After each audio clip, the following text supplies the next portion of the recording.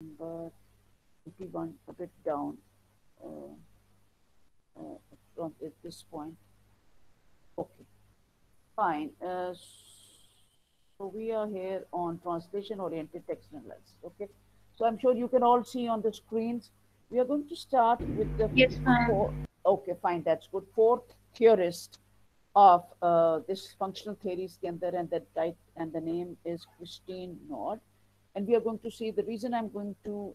I'm sorry I couldn't make multimedia slides for that, but since these notes are with you, so we're just going to do this theories with these slides which already exist with you. Okay, so this is in terms of the fourth theorist coming under this broad heading of functional theorists, these German theorists and their contribution in terms of uh, you know translation, theories which were being refined and which were presented by different theories at that time. So this title, translation-oriented text analysis, it was presented by Christine Nord, and it presents a very, very, I should say, detailed functional model incorporating elements of text analysis, which examines text analysis at or above sentence level. And Nord first makes a distinction between two basic types of translation, product and process. So the main contribution of Nord is in terms of, talking about this aspect. What Christine Nord talking about is that this is a very functional approach, and the reason I want to do it with you and with importance is that this is a very practical approach when you will be working on your assignment, which I've given you for translation studies. Well, you get ideas from here, and you would be able to do that. So this is that examines the main aspect related in this theory is that Christine Nord focuses on text analysis, and she also examines text organization at a very minute level, both at sentence level. And then Nord also makes a distinction to basic types of translation, which she talks about the product and the process. So we're going to look at that. What did she imply by these two approaches, the product approach and the process approach? इनमें क्या difference था? Which are also, in other words, the documentary translation and instrumental translation. So she names these two categories as two distinct ways इनको वो ये नाम दे रही हैं, documentary translation and instrumental translation. So we're going to look each of these and then I'm going to explain to you. First, we will look at the documentary translation, that what is documentary translation. So this serves as a document of a source culture, communication between the author and the source text recipient.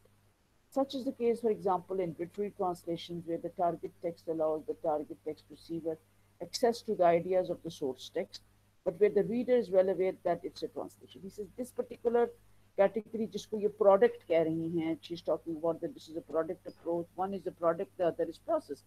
Documentary translation is product.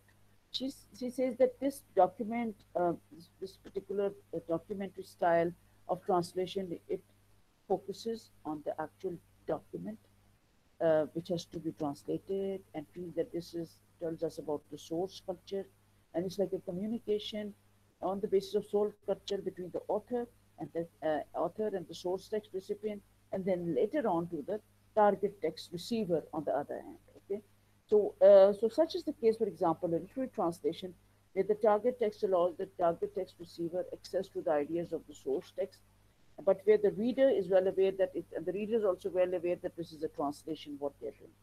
Further examples of documentary translations given by Nord are word for word and literal translation. So in particular, Christine Nord talks about it that other examples of documentary translation, she names that either it is word for word translation or it's literal translation. And then in later on, she specifically talks about that in this type of translation, somehow certain or particular cultural specific lexical items or proverbs which exist in the source text are retained in the target text. By this, she implies that sometimes in this type of a translation model talking about the product, she says that in particular in this is that certain cultural specific lexical items or proverbs which exist in the source text are retained in the target text. It means that they are not translated. For example, the reason is that the translator wants to maintain the local color, the local color, the local flavor of the source text, the way language is used in the source text. So the example given here is like in a translation from German language to English, maybe the translator like to retain some words for German food like pork, Roggenbrot, or words from a source German text के वो words retain करने चाहते हैं translation version. This occurs very, and the rationale is that the translator wants to retain that specific culture, because if you have to find out another word in target culture, then you would not be aware of what that, how that dish was titled in particular, a German dish, squawk, what was it, or what was Rogan brought, or what is what. You need to know, be familiar with their names. Here I would like to quote example that even in case of writers who write in English language, for example, Bapsi Sidhwa, you're all familiar with. She's a renowned Pakistani writer based in USA. She teaches creative writing courses in an American university. And in particular, she's a writer, a diaspora writer, lives in USA. She's been much acknowledged for her literary contributions. But in her literary style, she's writing in English, but she retained some particular specific, Urdu mediums, I should say, proverbs in that, and she justifies it that, and she doesn't translate it. Either she writes those proverbs with the help of, I should say, Roman English, or sometimes she translates it again in Roman English. Sometimes as it is, like in the Ice Candy Man, she gives this proverb, "Ghar ki murgi dal barabar," and she writes it in Roman but has retained it. So it's an Urdu idiom, "Ghar ki murgi dal barabar." It is retained in should I say Roman language. Then another proverb she says, "Hasi to hasi." Again, it's another example she has retained in Roman. And then she sometimes translates as well Urdu idioms into English, like she says, "A small talk, big mouth," and these, she translates it in English, but yet she would like to use them in a text. The reason she herself justifies in one of the interviews, she said that English language was imposed in the British subcontinent during the time of British Raj, by the British colonizers when they colonized the subcontinent, and they imposed it as an official language. And she says once they have imposed it as official language, then it's not their prerogative only to change or play with the language. It's now our language. We can change the way we want to use. And for that reason, she justifies that she's very comfortable, in terms of using these vocabulary items of Urdu in her text. But mind you, her work is not a translative. She actually wrote these in her English writings, in her English novels. Now, other examples are, I don't know whether I have shared with your class or not. This is in terms of African writers, some African writers, they tend to use Nigerian writers in particular, because African writers are also very rich and they contain a lot of vocabulary, a lot of proverbs, which they return in their English writing. They say it's mark of cultural markers.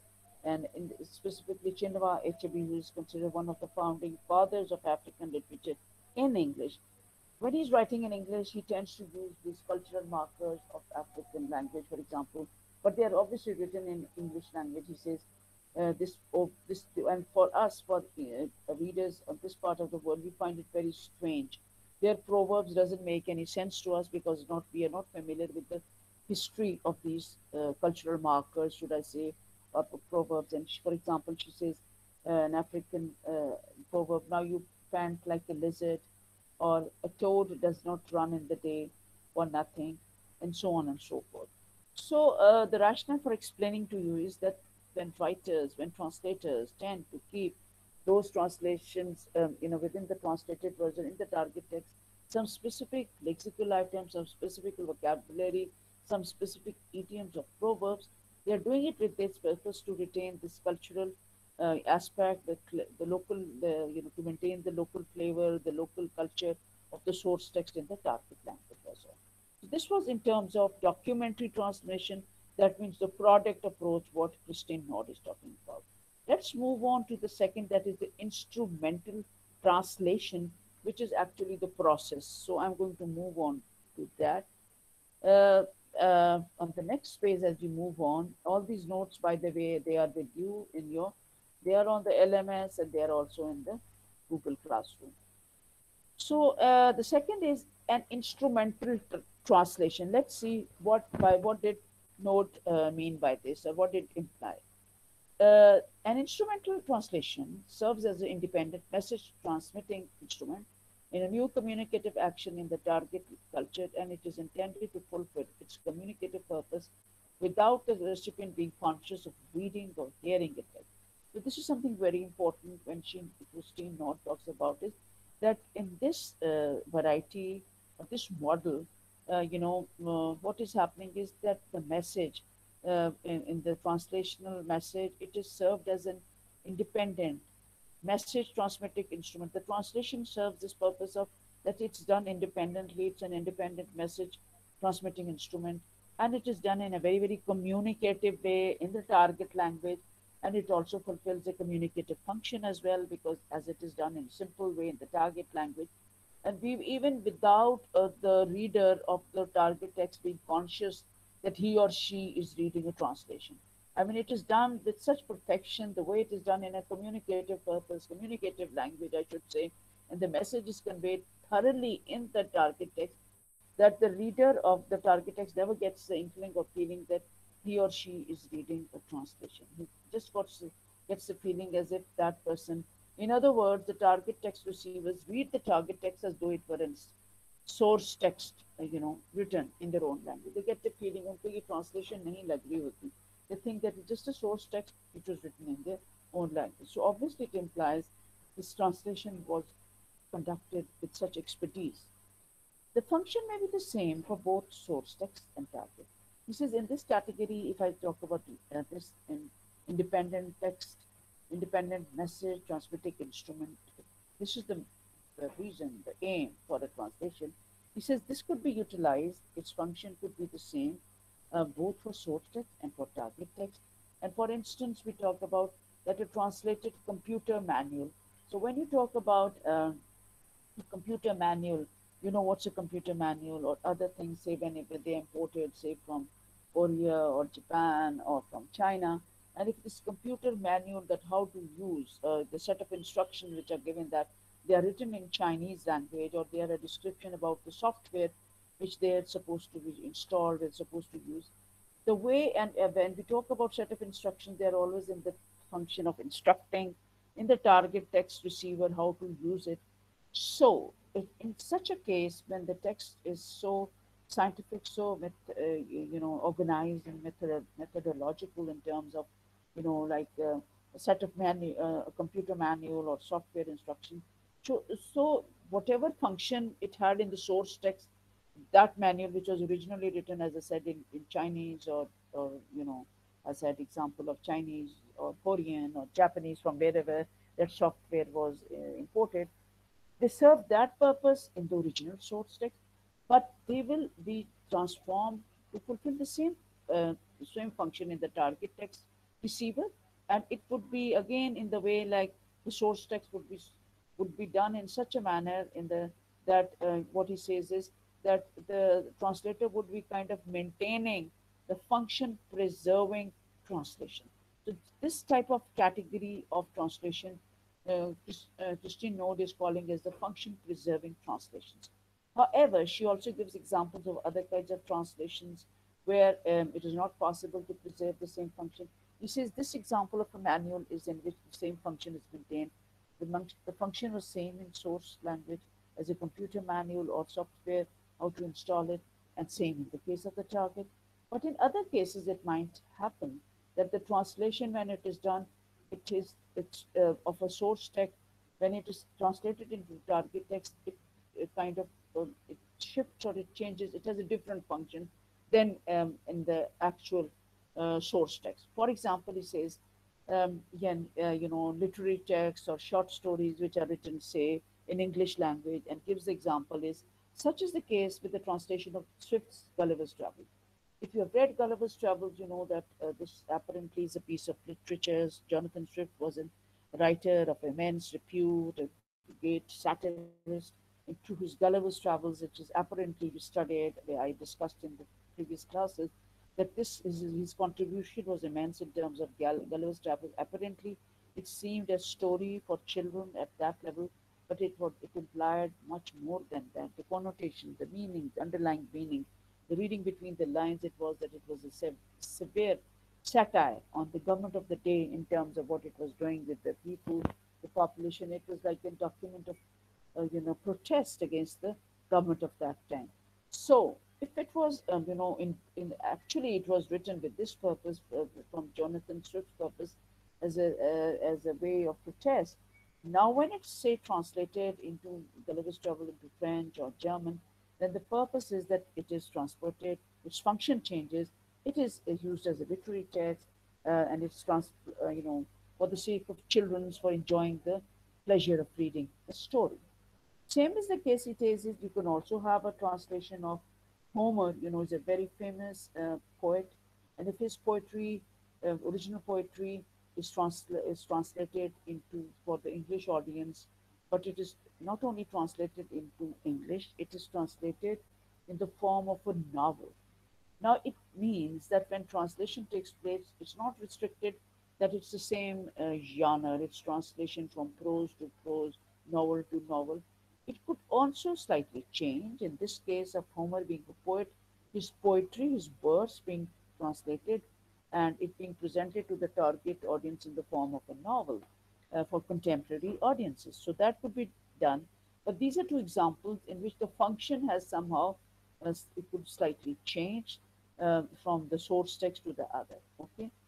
So Nord moves on and talks about is that Nord's text analysis and translation is aimed primarily at providing translation students with a model of source text analysis, which is applicable to all text types. So he says Nord, when he's talking about analysis and translation, her aim is that she's providing translation students with this particular model, that model of text analysis, which is applicable to all text types and translation situations. Like, this example, previous I've talked about Gulliver's Travel and Homer, that even आप genre भी change कर सकते हैं. So this model by her is in terms of is aimed primarily at providing translation students with a model of text analysis which could be applicable to all type of text types and all type of translations situations.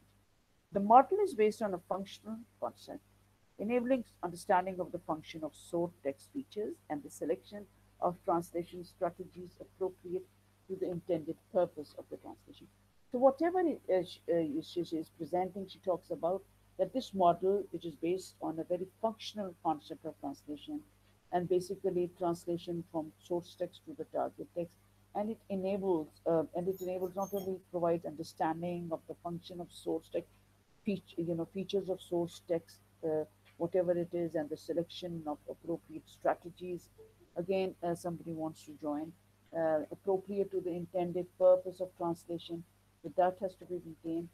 So she also shares many of the premises of race, and she here shares with other, functional theorists, the four theorists we talked about. She also here shares premise of race and Vermeer's works and even holds Nanthara's consideration of other players in a translation action. But she also pays attention to the features of the source text. So Nord's model involves analyzing a complex series of interlinked. So we'll talk about that Nord's model. It involves analyzing a complex series of kind of interlinked intertextual elements. That means elements within the source text, how it could be seen, and also outside that, or intratextual or extra. That means within the text, to text, intratextual features, and also extra that is beyond the text type. So, however, in her work, which she got published in 1997, and it's titled as Translating as a Purposeful Activity. So, not in her book, Translating as a Purposeful Activity, she spells out what she wants to present, her idea of translation. Nord proposes a more flexible version of the model. So, in this book of hers, Translating as a Purposeful Activity, she presents a very, very flexible version of a model. And this new version synthesizes many of the elements described in this chapter. So, she talks about her version of translation in this book of hers, her kind of a very flexible version of the model. And she talks about that how this new model would synthesize, that means include, combine, blend many of the elements described this with other theorists, three previous, and highlights also three aspects of functional approach. So within this model, she focuses on very, very important three functional approaches, which are particularly useful for the translator trainer. So let's have a look at this. That what are the three aspects of functional approaches she's talking about, and they're particularly useful. They are useful in terms of translator training. That if you're training a translator, how they would be useful. So these are number one, the importance of the translation commission or the translation brief, as they know. So it's very important is that the importance, you're familiar with the word commission. That means it's very important when initially translation, this project of translation is commissioned. That means when it is given, it is starting from the first, from phase stage, when is the translation brief is given to be translator was to take up this job. So the importance at this stage that the ones who are commissioning, who was handing over, who are selecting the translator for this job, and they are explaining them the translation brief. This is important to them to explain to them this functional approach or these three aspects. The next is the role of the source text analysis. Then again, this at this stage, very important is that the source text analysis would be kind of discussed, that what is the source text about it before actually the project is commissioned or the translator is given this job, is commissioned to start with the translation. This has to be explained. That is the role of source text analysis. And then next is the functional hierarchy of translation problems. And then we move on that this particular, within the translation problems, what type of problems are the, this hierarchy of where we start with the issues from the problems, which will be the first, second, and where do we start. So the functional hierarchy of translation problems, they all need to be discussed very thoroughly in this aspect. Okay. Then we are talking about the importance of translation commission. So we'll take each of these 3 points one by one. So first of all, we are going to focus on the importance of translation commission. That what is it? Just to explain to you that what it implies when actually translation project is commissioned or given to the source to the text, it has to be done in this way. The translator, the importance of translation commission. The translator needs to compare source text and target text profiles defined in the commission to say where the two texts may diverge. So it's very important, as a translation commission when it is given, that the translator needs to compare, would be able to compare both the source text and the target text profile. That how these are two different languages, how they're different. The source text how is different from the target text language, and so when this official business of handing over this project of translation when it begins this project, this discussion needs to be done for the clarity to be defined in the commission to say where the two texts may diverge. The translation commission should give the following information for both. So it's very important that the translation commission should give, the following information for both texts. The first is the intended text function. So it's very important that it needs to be explained that what is the function. It's just the text translate किया जाएगा, इसका actual function क्या? What is the intended text function? Then the next is the addressee, that is the sender and the recipient. That who is sending this, who is from where it begins, who is the sender, and who is the recipient, and who is going to receive it on that end. So the addressee is the sender with whom you're going to send this text, and recipient is the one who was actually receivers of that text. Then the third is the time and place of text reception. So this is very important that when this discussion regarding this commission is being carried on, you have to see that at what time and place when the translation is done, who, where it's going to be, who is the audience. Because you see, just an example of say medieval age, आपको एक text आप translate करें, a drama of say Ben Jonson, you're translating it and for the audience of current times of 21st century. So you have to keep in mind it's a total different scenario. The time and place of text reception is totally, historically speaking and socially speaking, it's a totally different scenario. So you have to keep, the translator should be very careful that in what time and place these text recordings, the reception, who's going to receive it, how it's going to be conducted. Then the next is the medium, the speech and writing. Then anything very important is that for what purpose? इस medium में आप translate कर रहे हैं, will it be translated in spoken, in speech or writing? Because these are two different mediums, speech is different than writing. And when you're translating something for speech, for the spoken aspect of the language, it will be different when it's something in written, because written is something very official, it has to be done that. And the next is the motive, that why, the motive, the object, the reason. Remember that scopus theory, कि आपकी क्या rationale है, why you're doing it, what is the purpose. So what is the purpose or what is the motive, why this source text was initially written, and why it's being translated. Because unless and until the translator knows this, his source text, what was the reason for that? You say it's a report, or it's anything, or it's any other legal document or something, why it was written in the person, and why it needs to be translated. So the information enables the translator to prioritize what information to. Um, okay, I think to move on to next page number, that is page number 83. We are going to move on. The, I think page, uh, yes. Okay, we got it. Fine, I've got it. Okay, so this is in terms of the information enables the translator to prioritize what information to include in the target text. So just wait a moment. Okay, Alishba and two more. Okay, just join and just wait a moment. Okay, so fine. So you have to see it that the information enables the translator to prioritize what information to include in the target text. And in the example given below is that Node gives an example, and to explain this concept is that, for example, if a translator is being commissioned with this job, in the example given by Nord, a brochure for Heidelberg University, the motive is the celebration of the 600th anniversary of its founding. And so clearly, events surrounding the anniversary are most important.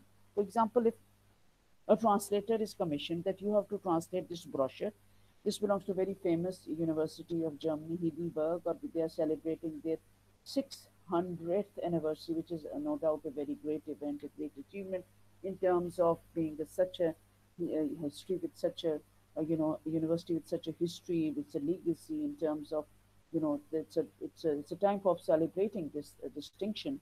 So it says naturally the translator job has to focus on this aspect, that this is a brochure celebration on this aspect. It's not a brochure for fresh admissions to the Heidelberg University. The motive should be understood कि ये आपने your celebration. It's a time of celebration, happy moment in terms of celebrating the achievements of this ancient, this distinctive university with a distinction. जिसने 600 years of अपनी existence पूरे कर ली हैं. So these all the events which will be covered for the celebration, for this anniversary, they have to be highlighted. So that's the aim for that particular type of brochure which is to be done. So similarly, other things would be, I said that for a simple brochure which talks about giving us a little bit about the university's background in terms of their admission policy, or it's a brochure in terms of admissions or what the kind of programs it offers. Like you're familiar with, Namal has its own brochure when you all applied for this program. I'm sure you must have seen it, or आपने देखा होगा. Hard copy भी इस brochure की होती है. You can have a look at the soft copy as well. So this is what it entails, that when it is involves translation, it's very important that translator should be knowing कि ये aim or objective क्या था इस translation को हम क्यों कर रहे हैं. What's the reason? Okay. Let's move on to the second point, and this is in terms of the role of source text analysis. Once the above source text and the target text profiles have been compared, the source text can be analyzed to decide on functional priorities of the translation strategy. Node's list of intratextual factors is one possible model for the source text analysis. So here we're talking about is that this is very important when you talk about that the source text to target text profiles which are compared. It has to be seen that the source text will be analyzed to see that what are the functional priorities which will include and which will be also followed in the translation strategy as well. because anybody is going to translate is going to see that what was the function of the source text and what was the profile, uski kya attributes the kya features the which need to be translated. So these have to be decided when this job of commissioning or ordering of the translation process starts, or beginning of the translation process starts, to be exact. Okay. So the source text can be analyzed to decide on the functional priorities of the translation strategy. Notes list of intertextual factors. These are listed below. And one possible model for source text analysis, he talks about these all factors coming below. I'm going to read one by one and explain that what it entails and how they're important for the translation. So first of all is the subject matter. When a source text is translated, it has to be seen कि उसका subject matter क्या, content क्या है. Second is you need subject matter means कि topic क्या था. Then content is including connotations and cohesions. When you're reading the content, it's a literary text. You will say that there's some things reading between the lines. Somebody wants to join, reading between the lines, beyond the lines, cohesion is there or not. Then you talk about the presupposition that what is the real world factors of the communicative situation, which are presumed to be known to the participants. What other type communicative situation? Okay. Uh, yes, Askar, you're pretty late. I'm admitting you. Yes, you can join. This is the CR. Okay, welcome to the class, Askar. Okay, fine. So the role, then we talk about presuppositions, that is the real world. Hold on. Okay, no, I missed somewhere. We need to move to the next page. Okay, just wait. Yes. So subject, then composition, presupposition, real world factors of communicative situation presumed to be known to the participant. Then composition, that including very minor, minute structure and macro structure. That means आप दोनों चीजें include करेंगे. Micro structure very small and macro is bigger. The non-verbal element, this is very important. And when you're sort translating a brochure or a booklet or anything, it is, it might include some maps, some illustrations, italics. It's very common. आप कोई magazine को translate कर रहे हैं, or economics का magazine है, something a research article in terms of economy, so it will imply a lot of flow charts, illustrations, graphs, pie charts होंगे, other type of charts and italics and figures and maps and so on and so forth. So this would also be seen that the job which you have got to translate, क्या इसमें कोई non-verbal elements भी include होंगे?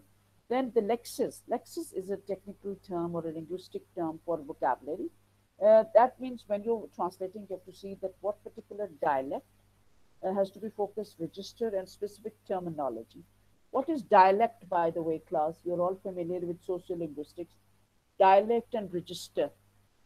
Can anybody answer my question? What is a dialect and what is a register? What is a dialect? Can you all hear me, class? Yes, ma'am. Okay, what is it?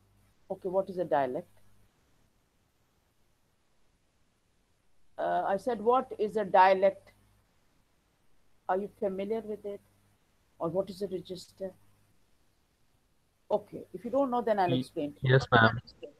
Okay, what do you know about it? What is a dialect? Ma'am, Ma'am, it is it's a concerned with the particular languages form of like. language.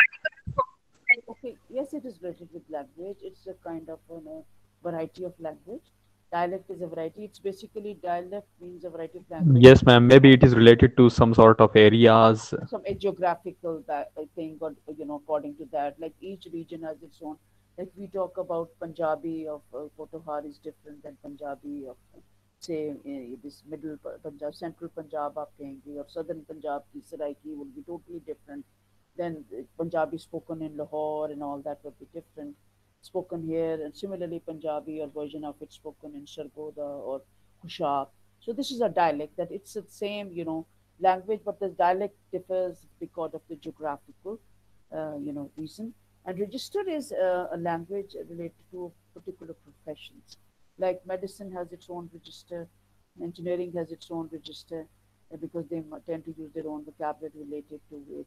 And similarly, engineering and even different subjects like mathematics or scientist जब आपस में बात करते हैं, nuclear scientist, they talk about totally different engineering में different engineering, electrical engineering, then we talked about computer engineering. So all of them, they have their own register for dialect or related to that profession, and specific terminology is the same. Then we talk about sentence structure within when you're translating, you're also going to look at the exact sentence structure, how do they occur, and then you're going to look at the suprasegmental features. So, what are the suprasegmental features, by the way? You are familiar with these features, you studied phonetics, phonology. Just try to recollect, just to try to, what are suprasegmental features? Come on, class. Suprasegmental features. Just revisit your phonology module, phonetics and phonology. Okay, suprasegmental features are basically stress, rhythm, stylistic things, or intonation. Intonation, is the rise and fall of the pitch of the voice, pronunciation, and rhythm, and all these. So, what it means is that when a translation is commissioned, all these factors have to be kept in mind by the translator when he's doing this job. So, however, Nord stresses that that does not matter which linguistic model is used. What is important, though, is that it includes pragmatic analysis of the communicative situations involved, and that the same model has been used for both source text and translation. So you have to see that the same text is used for both the source text and translation brief, thus making the results comparable. So now let's move on and see what else can we move the slide a bit.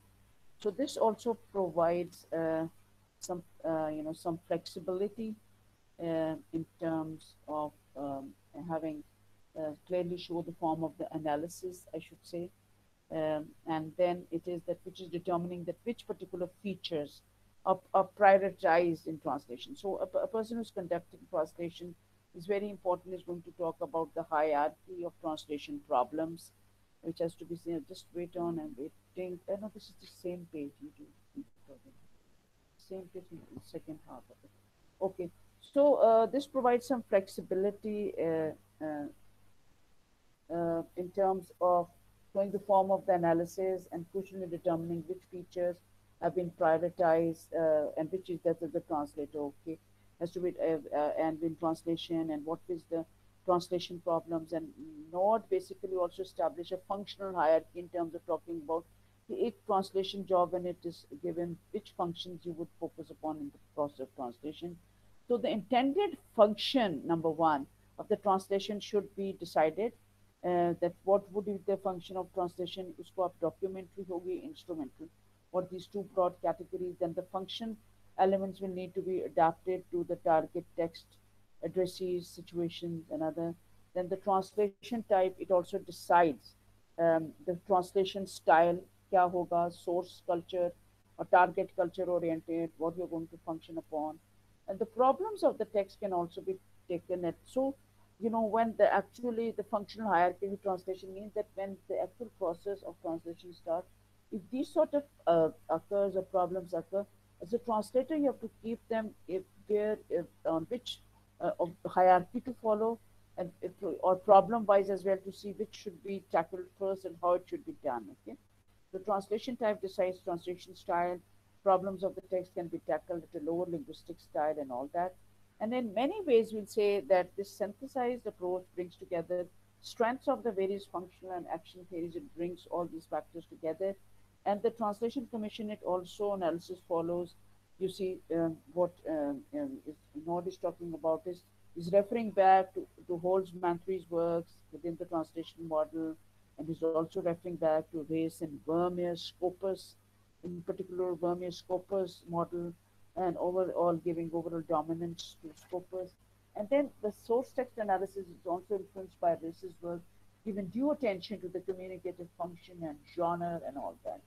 Okay, to just to wind up the what this model of Node was, in terms of she somehow basically functioned in Node is functioning on this aspect is that when it is something is to be translated, you have to keep on as a textual analysis. The particular features have to be kept in mind and how it's to be done from practical aspect. So basically, she talks about a case study I'll just read out for you, which is not present in the notes which I'm going to share with you. She just gives an example that even a simple basic cookery book, a cookery for school children, for cooking, or school children's cooking for beginners, for children in UK from age 10 and above, and it's a book which is accompanied with a lot of varied recipes, published in UK, very colorful, accompanied with colorful visuals, pictures, and all that. Say this sort of a textbook which is actually written in English language and accompanied with visuals, very colorful visuals, and it attracts the children as well. More it kind of attracts them, motivates them towards learning cookery, basics of cookery at that stage, at that age, when they are about 10 years of age. Say, if this book is to be translated to any of the European language, for example, Dutch language or French language or German language, so how it will be done? The main thing is that these text functions we talk about, the intended text function, the addresses, those things have to be kept in mind when even this basic cookery book will be translated. It will be seen that what would be the intended text function. If it's a set of recipes, specific recipes which are recipes which appeal to the children in UK, and recipes given to that, obviously the target text will preserve that. Then the addressees, whom is it meant for? The children, it's the same age group, say in European countries as well, 10 plus, and it may be the children's parents or carers or friends or relatives who are interested, who would be interested in purchasing this book. And then we talk about the time and place of text reception, that if although it was published, say, in 1998, it would still be appearing in different versions, different editions in other languages like Dutch and French and Italian and Spanish till the period of 2000, 2001. Okay. And then what medium will it be used? It will be like, what would be the length of the book? About 48 pages, photographs, illustration, format is very attractive, it's motivating. And then the motive is such that you're teaching British school children the very, very basics of vocabulary in a very, very entertaining manner, telling them how to use different tools and ingredients and get familiar with jargon, this language related to that. So, it talks about it when, say, translation does take place in any language, say German language, it says something very, very basic words. Like example, if you have this word potato masher, a potato masher in English language, you cannot, and it's better to have a picture of that potato masher, because maybe in Spanish language you do not have one vocabulary item exactly equivalent to potato masher. They might explain it in a full description there, but I think the visual would explain that. And similarly, other cooking utensils which are not the same with one language. In when we talk about British children, and there are some different, and the ways of cooking they're different. Stir fry is different, frying is different, and simmer is different, and boil is different, and all those. So these different terms in English language would have their own connotations, meaning, and then even ingredients as well. They're different. What they have their own names in English are different than what they have equivalent in the target language and all that. Okay, so this was related to that. Even a very practical translation is done, and the way Christine Note presents in her theory is a functional approach to it. It has to be presented and all that. So that have to be retained in the target text as well. Okay. So, class, with this, we have come to the end of this very, very important topic, that is the functional theories of, translation. We have dealt in detail all these four theories: Katharina Reis, then Mr. Holzman theory, then Vermeer's Scopus theory, and then Christina Nord's theory, text analysis